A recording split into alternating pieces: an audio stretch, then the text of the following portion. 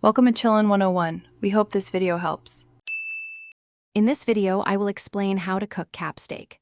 First, let's get your steak ready for the heat. It's important to let your cap steak sit out for about 20 to 30 minutes to reach room temperature. This helps it cook more evenly.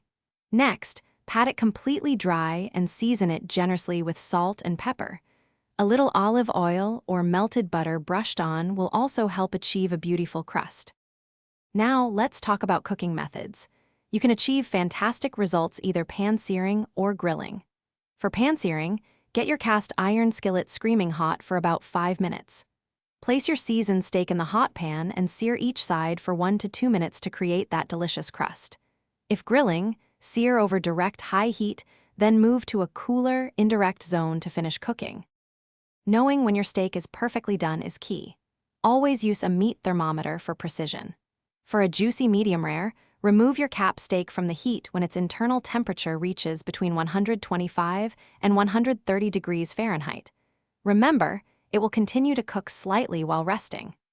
This crucial resting period, for 5 to 10 minutes, allows the flavorful juices to redistribute throughout the meat. Finally, it's time to slice and serve your magnificent cap steak. To ensure every bite is incredibly tender, always slice against the grain.